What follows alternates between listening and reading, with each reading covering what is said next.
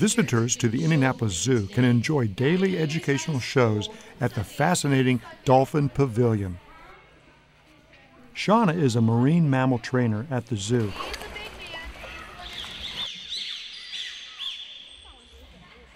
And she explained that even though dolphins are sea creatures, they're still mammals. Number one, they do breathe air.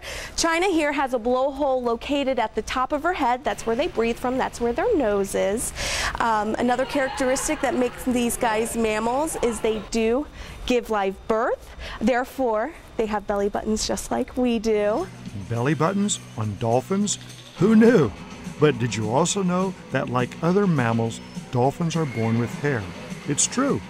It just wears off after the baby dolphins are a couple of days old. We've already learned a lot about these amazing creatures, but if they spend most of their time in the water, can they still communicate with each other?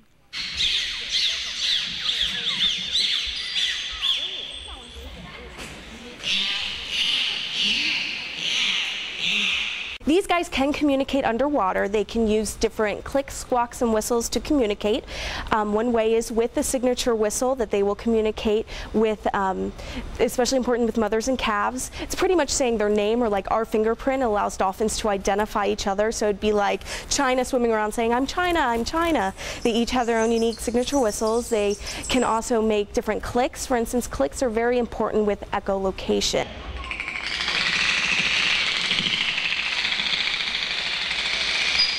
Echolocation is very important because it allows dolphins to navigate through water. Although they do have very good eyesight both above and below the surface of the water, echolocation is very important because sometimes the water conditions can be dark and murky and make it hard for the dolphins to see. Shauna says echolocation is really important when dolphins are hunting for fish to eat. The dolphins make clicking sounds using the nasal sacs at the blowhole. The clicks are then broadcast out through their large foreheads. On the forehead of a dolphin is an organ called the melon. The melon focuses the clicks out into the water. When the clicks echo back, the dolphin knows exactly where an object is. Not only dolphins use these, not only Sundance here uses echolocation, other types of animals as well, certain types of birds. The Indiana bat can use echolocation, as well as in fact shrews can use echolocation as well.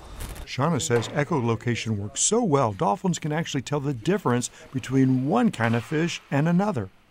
That way they can choose to eat only their favorites.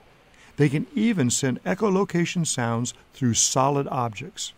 So there are several ways we can communicate with our dolphins here. Number one, we can use visuals. We can give them hand signals, like a wave, or if we were to piro, they would piro with us, so on and so forth. And the way we tell them what they did was correct is auditory, is by their hearing. That lets them know, hey, what you did was correct, and your reward is on the way. The Indianapolis Zoo is launching a study that uses a hydrophone, or underwater microphone, that lets the trainers hear the dolphins communicating with each other. So we're hoping by having dolphins in facilities like this, we will have a better understanding of dolphin communication just by observing, doing things with the hydrophones, and just having them in facilities like this. We learn more and more every single day. Now, if you'd like to learn more about our dolphins, you can get online at indyzoo.com and learn all about them.